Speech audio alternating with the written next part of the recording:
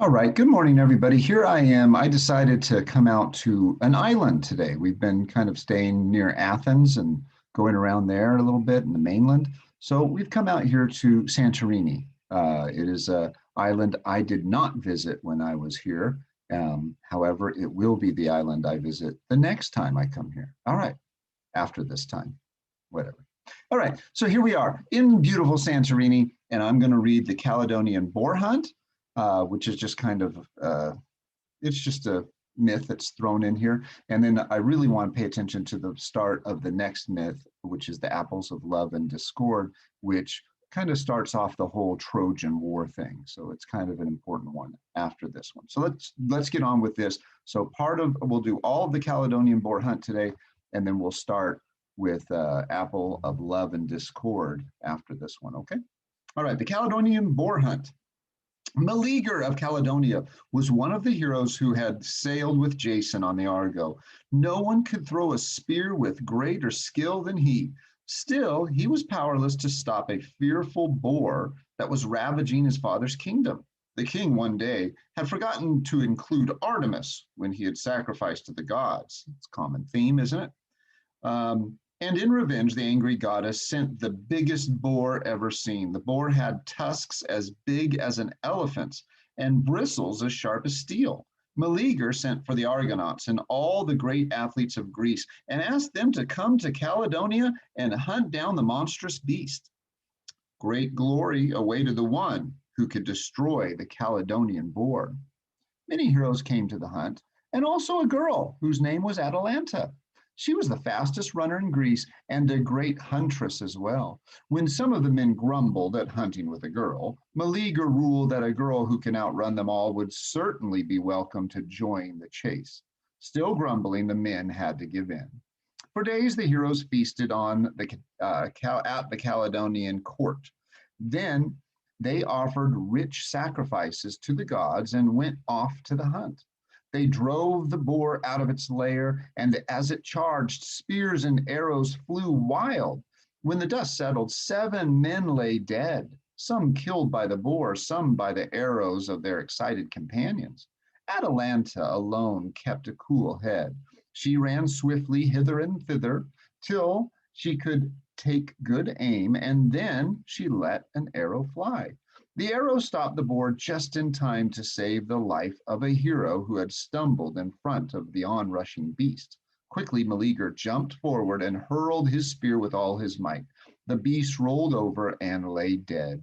Meleager offered the hide and the tusks to Atalanta. These trophies were hers, he said, for it was she who stopped the boar. Again, the men protested, for it hurt their pride to see a girl walk off with all the glory. Meleager's 2 uncles teased him and said that he must be in love with the girl. Just wait till your wife finds out about this, they said, smiling maliciously. In a rage, Meleager hurled his spear at his taunting uncles, killing them both. Well, talk about not being able to take a joke, Meleager. All right. When Meleager's mother heard that her son had slain her 2 brothers, she too flew in a rage.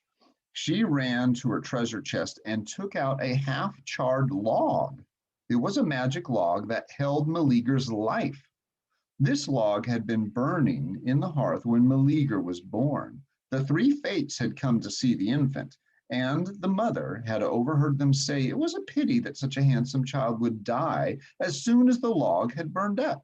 Quickly, the mother had seized the log, beaten out the flames, and had hidden it among her dearest treasures. Thus, Meleager had lived to become a great hero. Now, in her fury, the queen flung the old dry log into the fire. As it burst into flames and was consumed, Meleager felt a searing pain shoot through his body and fell dead. The Caledonian boar hunt, which had begun with a feast, ended with a funeral. Only Atalanta was happy. She had won her trophies in competition with the greatest heroes of Greece. Okay, so there's that. Now let's get into the one that's kind of more important, the apples of love and the apple of discord. Atalanta, like Artemis, loved no men, though many men fell in love with her because she was so graceful when she ran. When she was born, her father had cruelly abandoned her in the wilderness, for he had hoped for a son. But she did not perish, for a she-bear heard her cries and carried her gently to her den, nursed her and raised her with her cubs. Years later, an astonished huntsman saw a girl racing with wild beasts through the woods. He caught her in a snare and brought her home with him. Soon she learned to talk and act like a human, and her foster father was very proud of her fleetness of foot. He took her to athletic games and she won all the races. Her fame spread over Greece, and now her real father proudly reclaimed her as his long lost daughter. He was a king, and a king's daughter could not be allowed to run about unmarried. So he began to search for a suitable husband for her. But Atalanta did not want a husband. To be left in peace, she said she would only marry a man who could beat her in a running race. However, anyone who raced her lost would forfeit his life, kind of like the chariot race, if you remember. That would scare all suitors away, she thought. But she was so lovely that many suitors tried their luck anyway, and they all lost their lives. One day, a young prince, whose name was Millennium, came to court her. He was smarter than the others. He knew he could not outrun Atalanta, so he sacrificed to Aphrodite and prayed for her help. The goddess of love, who wanted to see all pretty girls married, gave Millennium 3 golden apples and told him what to do. When the race began, Atalanta, certain that she would win, let Millennium have a head start. When she caught up with him, Millennium threw a golden apple at her feet. It glittered so beautifully that she had to stop and pick it up. Soon she overtook him again, and Millennium threw the second apple, this time a bit farther away. She left the track and made a dash for the apple. When again Millennium heard her light footsteps behind him, he threw the third apple far into the bushes. Atalanta just had to have that one too. And before she found it, Millennium had crossed the finish line.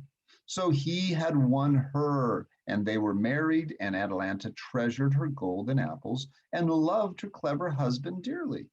They lived happily for many years and never forgot to honor Aphrodite, who had brought them together. But they did not show proper respect to Zeus, and he changed them into a pair of lions for punishment. For the rest of their lives, they ran as lions, hunting side by side through the woods. Peleus, a young king of Thessaly, had Atalanta to thank for his life, for it was he who had stumbled in front of the Caledonian Boar when she stopped it with her arrow. He had also been one of the Argonauts and was one of the greatest athletes in Greece, a favorite of the gods. Zeus gave him a beautiful Nereid, Thetis, for his bride, and all the gods came to the wedding. Only Eris, the spirit of strife, remember her? She always hung out with Ares. Only Eris, the spirit of strife, had not been invited. Okay, so this is kind of the beginning of the story of the Trojan War. This is kind of the beginning of it. She was furious, and while everybody was making merry, they were all happy because, she wasn't there. She threw a golden apple among the guests and shouted, "The fairest of the goddesses shall have it," meaning the most beautiful of the goddesses shall have that golden apple. Hera, Aphrodite, and Athena rushed to pick it up, each one thinking herself the fairest. It was not a golden apple of love that Eris had thrown, but the apple of discord, where people fight over it and argue. And the 3 goddesses began to quarrel about who should have it. The wedding broke up on a sour note, and in heated dispute, the goddesses retired to high Olympus. Thetis, the bride, was not happy at being married to a mortal, for her children would not be immortal as she was. No god had dared to marry her, for an oracle had predicted that she would bear her husband a son who would become greater than his father. Peleus, of course, thought himself the most fortunate of men. In time, Thetis bore her husband many children. Trying to make them immortal, she held them over a sacred fire to burn away their mortality, but none survived the ordeal. They all died.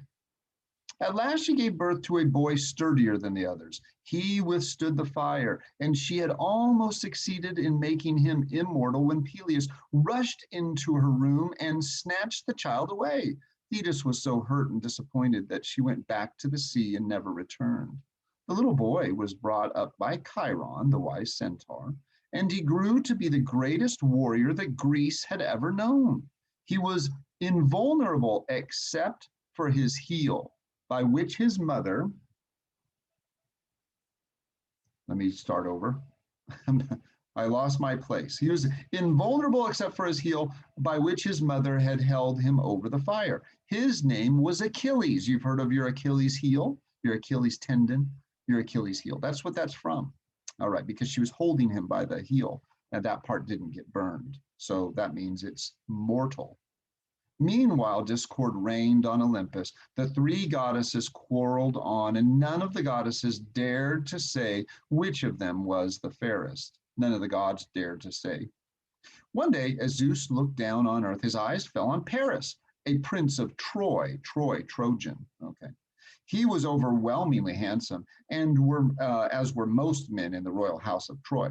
His grand uncle Ganymede was such a good-looking boy that Zeus, in the shape of an eagle, had stolen him from his father and carried him to Olympus to be his cupbearer. Anchiazis, another relative of Paris, was so exceedingly handsome that Aphrodite herself fell in love with him. She took on the shape of a princess so she could marry him and bore him a son whose name was Aeneas. But Paris outshone all his relatives, and someone as handsome as he must be the best judge of beauty, thought Zeus. He told Hermes to lead the three goddesses down to Mount Ida near Troy, where Paris was herding the royal sheep and cows, and let Paris judge between them. Paris stared in speechless wonder when the three radiant goddesses appeared before him. Hermes gave him the golden apple and told him to award it to the most beautiful of them. Give it to me, said white-armed Hera, and all of Asia Minor shall be, or all of Asia shall be your kingdom. So she said, power, I'll give you power if you choose me. Choose me, said gray-eyed Athena, and you shall be the wisest of men. So she's giving him intelligence and wisdom and knowledge. The most beautiful woman on earth shall be yours if you give me the apple, said Aphrodite. So she said, I'll give you the hottest of all mortals in the whole world if you choose me. Paris was young and loved beauty more than power or wisdom, and so he gave the apple to Aphrodite. Aphrodite happily took the golden apple and did not give it a thought that the most beautiful woman on earth, Helen, queen of Sparta, already had a husband. Uh-oh, dun, dun, dun. Okay, the plot thickens. So tomorrow we'll learn about Helen and what happens and how that's going to work out when she's already married and yet Aphrodite just promised her to Paris of Troy, a Trojan. Okay, anyway, that's that. I'm going to go walk among those crazy little walkways down there in the town below. You guys, go do your thing. All right, we'll talk to you later. Bye-bye.